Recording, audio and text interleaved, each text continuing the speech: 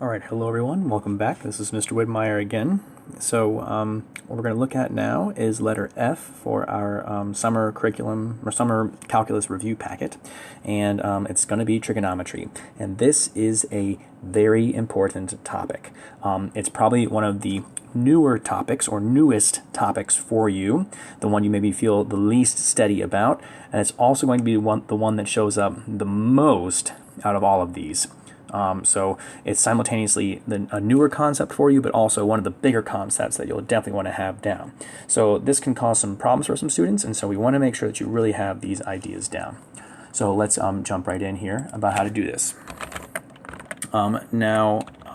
There's kind of two main ways to evaluate trig functions, or two main strategies, okay? And you might have some like hybrid of both of these, but the main way we're going to evaluate something like sine of 0, for example, okay, is going to be either using our special right triangles, the 45, 45, 90, or the 30, oh, sorry, backwards, the 30, 60, 90, or the 45, 45, 90. Now you'll notice I put the radian measures in there instead of their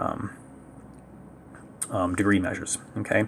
However, the problem with this one is that if we're going to evaluate sine of 0, well, there's no 0-degree angles in these triangles.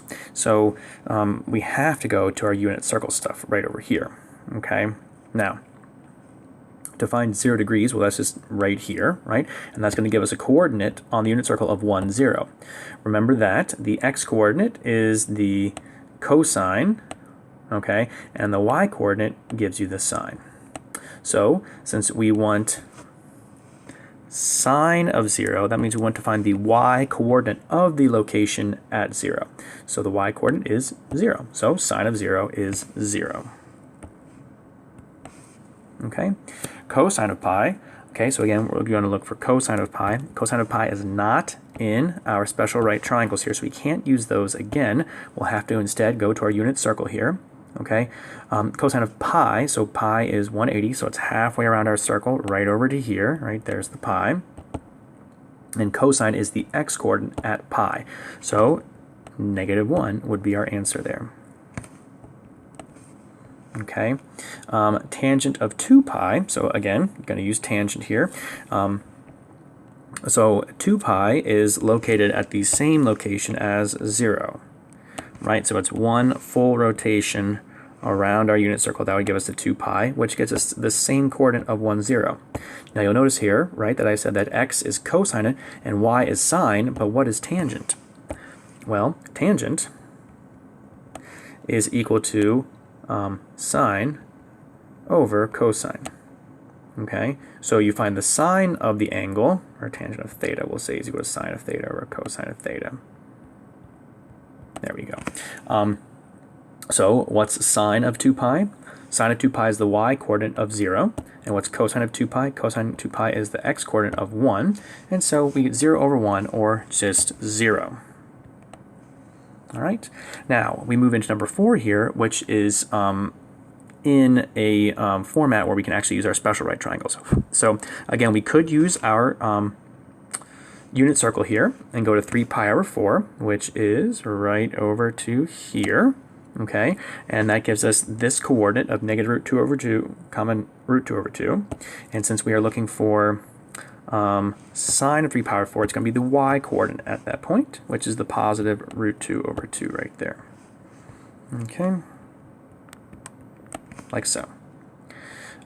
Alternatively, though, we could also use our special right triangles here. Much less for us to remember, right? We can just kind of come up with these. And so if I want then to do sine of 3 pi over 4, I can find that by actually evaluating the reference angle, which is... let me do this here.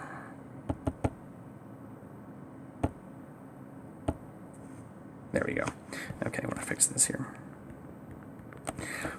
I can actually evaluate 3 pi over 4 by using the reference angle. So while 3 pi over 4 is this way, right, the reference angle would be its distance to the x-axis, which is a distance of pi over 4.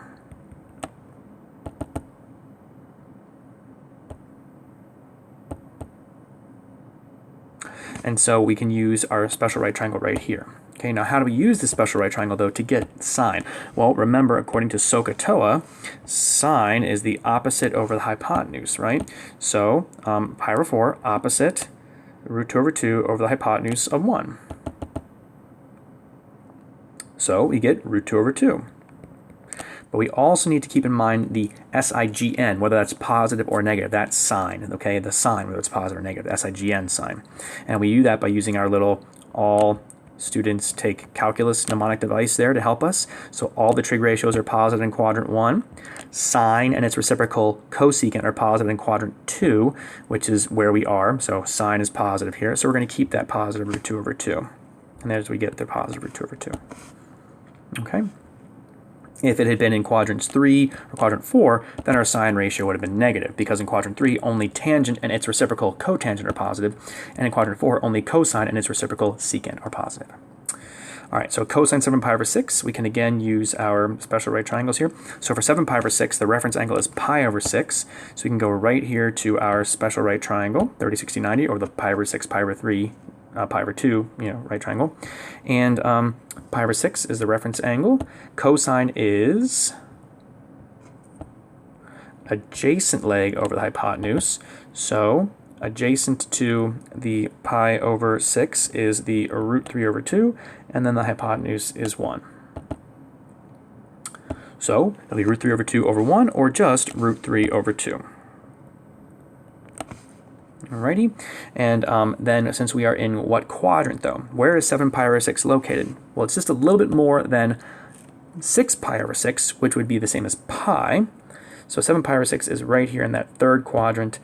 Only tangent is positive in the third quadrant, and it's reciprocal cotangent. So we're going to have a negative root 3 over 2. All right.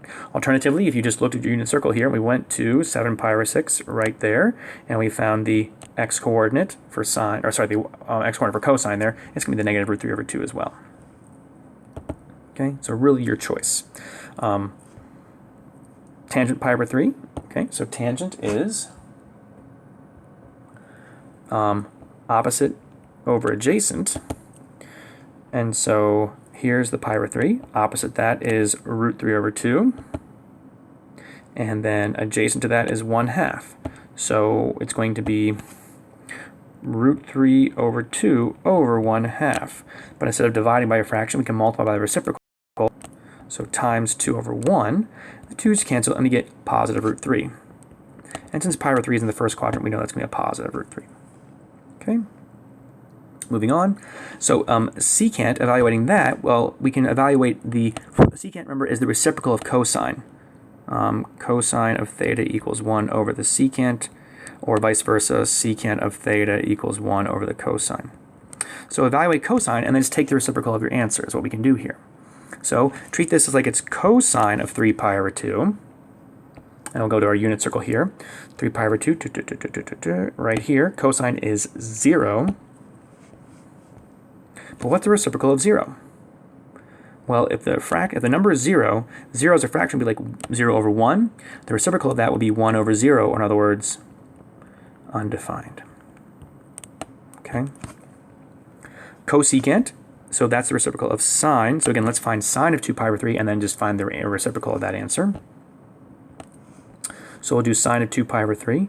So 2 pi over 3 is right here. Okay, so sine of 2 pi over 3 is going to be this root 3 over 2, because it's the y-coordinate there. Okay, but then it's the reciprocal, so it's going to be 2 over root 3, or more likely you maybe have 2 root 3 over 3 if you rationalize. Okay, we're in the second quadrant, right? Quadrant 2 there, so sine is positive. Again, alternatively, you could have used your special right triangles here. You don't need to come up with sine then. If you use your special right triangles, you could just use cosecant. So like we have SOHCAHTOA for sine, cosine, and tangent, right? Sine, cosine, and tangent. We have CHOSHACOW for cosecant, secant, and cotangent. So since we're trying to find the cosecant of 2 pi over 3, cosecant is hypotenuse over opposite. You can still use that pi over 3 reference angle. Hypotenuse would be 1 over opposite root 3 over 2, which is what we did here. 1 over root 3 over 2 is 2 over root 3, or the 2 root 3 over 3 when you rationalize. It's not necessary to rationalize in calculus, so this is a perfectly acceptable answer right here. All right, so cotangent 11 pi over 6. Again, let's kind of zip through these here then. So 11 pi over 6 is right there. Okay, cotangent. So since tangent is sine over cosine, cotangent will be cosine over sine. So it's going to be the x root 3 over 2 over the negative 1/2. Like so. And then again, instead of dividing, we'll multiply by the reciprocal. And so those cancel, and we get negative root 3. Okay?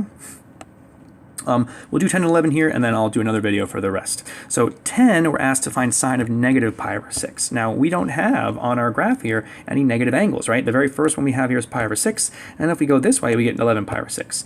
But negative pi over 6 is just pi over 6 in the opposite, rotating in the opposite direction. So for a positive angle, right, you're always rotating in the counterclockwise direction here. So for a negative angle, we're going to go clockwise pi over 6, which gets us to this position here, which is the same position as 11 pi over 6, or 330 degrees. Okay, so the ratios will be the same. The degrees aren't the same, right? So pi over 6 is not the same angle as 11 pi over 6, but they give us the same coordinates, and that's ultimately what we want, because we want to find sine of that negative pi over 6. And sine of negative pi over 6 is the y-coordinate here of negative 1/2. Okay, and then finally tangent of negative pi over 2. Again, instead of going pi over 2 in the counterclockwise direction, we'll go pi over 2 in the in the clockwise direction. And so tangent is going to be sine over cosine, so it'll be negative 1 over the 0 there. Again, the y over the x, which is going to be undefined. Okay, in the next part 2 video, I will get the rest of these done here for you guys. Thanks for watching.